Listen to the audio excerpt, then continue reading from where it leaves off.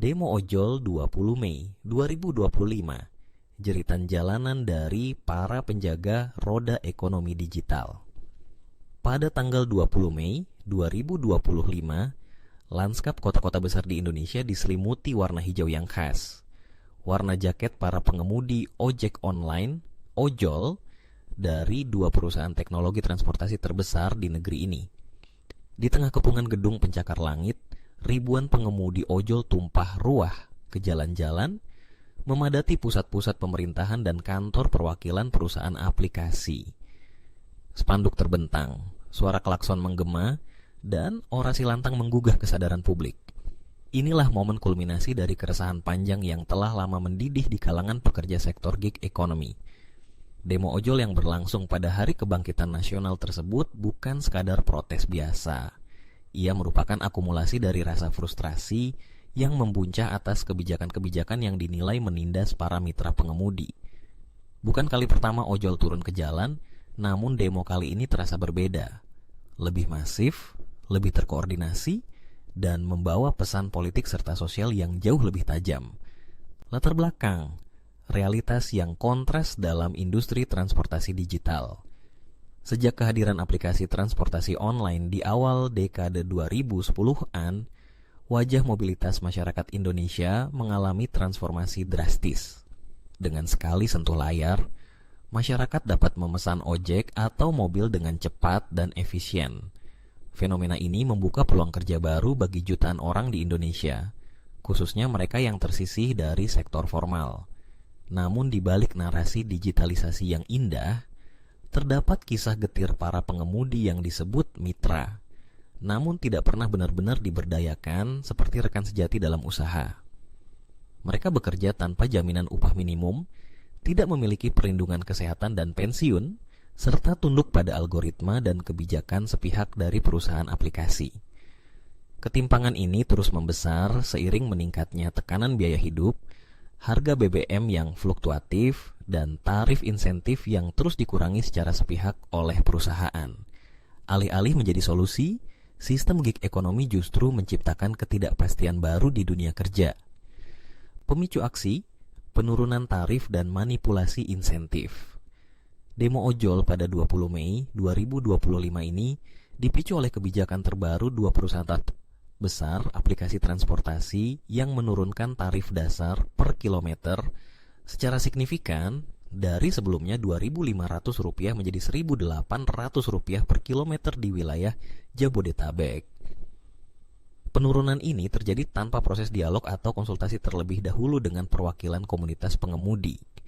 Tidak hanya itu, struktur insentif yang dahulu menjadi penyelamat penghasilan kini dipersulit dengan algoritma yang tidak transparan. Banyak pengemudi yang mengeluh tentang target perjalanan yang tidak masuk akal, sistem penilaian yang bias, serta pemotongan sepihak atas bonus hanya karena penumpang membatalkan pesanan. Di tengah biaya operasional yang terus meningkat, mulai dari harga bahan bakar, cicilan motor, hingga biaya perawatan, penurunan tarif dan insentif ini dirasakan sebagai pukulan telak. Tak heran jika kemarahan meluap dalam bentuk aksi besar-besaran. Aksi nasional yang terkoordinasi. Demo ini tidak hanya terjadi di Jakarta, tetapi berlangsung serentak di puluhan kota besar seperti Surabaya, Bandung, Medan, Makassar, dan Yogyakarta. Koordinasi dilakukan melalui berbagai grup komunitas ojol di platform pesan instan dan media sosial. Para pengemudi yang sebelumnya bersaing di jalanan kini bersatu dalam satu suara. Di Jakarta, ribuan pengemudi memadati kawasan Monumen Nasional dan bergerak menuju Istana Negara, serta kantor pusat perusahaan aplikasi. Mereka membawa spanduk bertuliskan, "Kami mitra, tapi diperas, tarif murah, rakyat menderita, dan stop eksploitasi ojol." Mereka menuntut 3 hal utama. Pertama, kenaikan kembali tarif dasar sesuai standar biaya operasional hidup. Kedua, transparansi algoritma insentif. Dan ketiga, perlindungan hukum dan jaminan sosial bagi pengemudi. Aksi ini berlangsung damai namun penuh tekanan psikologis bagi aparat keamanan dan perusahaan. Berbagai organisasi buruh juga turut menyuarakan dukungan terhadap para pengemudi ojol, menyebutnya sebagai bentuk solidaritas lintas sektor dalam memperjuangkan keadilan kerja. Respon pemerintah dan perusahaan antara janji dan ketidaktegasan.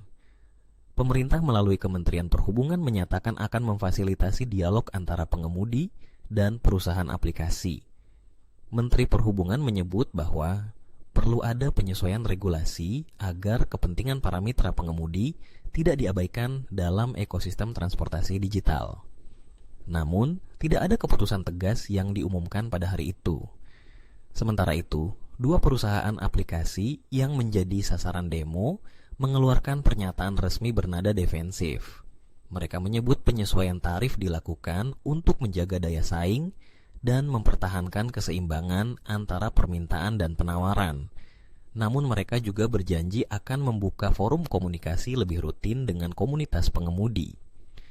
Sayangnya sebagian besar pengemudi menilai respons ini terlalu normatif dan tidak menjawab inti permasalahan. Banyak yang merasa bahwa janji-janji seperti ini telah terlalu sering mereka dengar, namun tidak pernah diwujudkan secara nyata. Isu lebih besar, status hukum mitra dan ketimpangan kuasa. Demo ojol 20 Mei 2025 ini juga membuka kembali perdebatan mendasar tentang status hukum para pengemudi. Dalam hukum Indonesia, pengemudi ojol tidak dianggap sebagai karyawan tetap, melainkan sebagai mitra independen.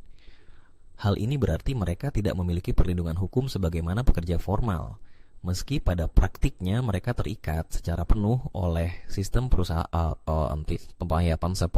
aplikasi.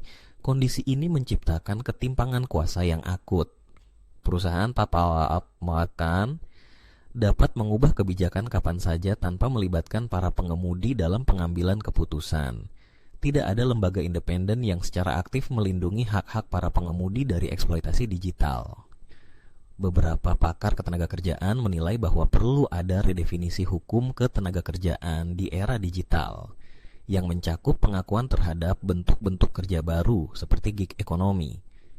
Tanpa perubahan sistemik, demo seperti ini hanya akan terus berulang. Makna simbolis, kebangkitan kelas pekerja baru. Menariknya, demo ini berlangsung tepat di Hari Kebangkitan Nasional. Hal ini memberi makna simbolis yang kuat.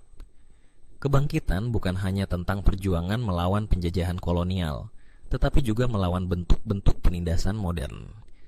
Para pengemudi ojol merepresentasikan kelas pekerja baru yang muncul dalam ekosistem digital, namun tetap menghadapi ketidakadilan struktural seperti para buruh di masa lalu. Dengan jumlah yang mencapai jutaan di seluruh Indonesia, pengemudi ojol bukan lagi sekadar elemen pinggiran dalam ekonomi nasional. Mereka adalah bagian integral dari sistem logistik, transportasi, dan bahkan perdagangan daring.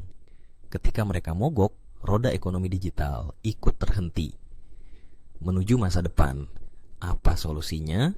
Demo ojol 20 Mei 2025 bukanlah akhir dari perjuangan, melainkan permulaan dari babak baru dalam relasi antara perusahaan teknologi dan para pekerja digital. Ada beberapa langkah konkret yang perlu segera dilakukan. Revisi regulasi status mitra. Pemerintah perlu memperjelas status hukum para pengemudi aplikasi agar tidak terjadi penyalahgunaan relasi kerja tanpa perlindungan hukum. Transparansi algoritma dan sistem insentif.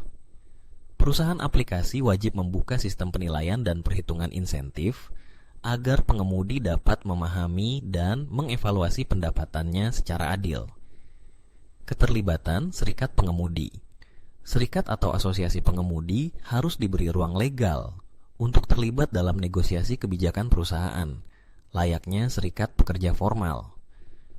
Pembentukan lembaga mediasi independen untuk menyelesaikan konflik antara pengemudi dan perusahaan secara adil dan terbuka. Penutup, jalan panjang keadilan digital. Demo ojol pada 20 Mei 2025 adalah panggilan keras bahwa keadilan tidak boleh tertinggal di era digital. Di balik aplikasi canggih dan algoritma pintar, terdapat manusia-manusia yang bekerja keras di jalanan, menghadapi panas, hujan, dan kemacetan demi menghidupi keluarga mereka. Mereka bukan sekadar mitra, tetapi ujung tombak dari ekonomi digital Indonesia. Selama sistem belum berpihak pada keadilan sosial dan keseimbangan kuasa, maka aksi-aksi jalanan seperti ini akan terus bergema. Mungkin tidak hari ini atau esok, tapi suara dari helm dan jaket hijau merah itu akan terus menggema hingga keadilan benar-benar menemukan jalannya.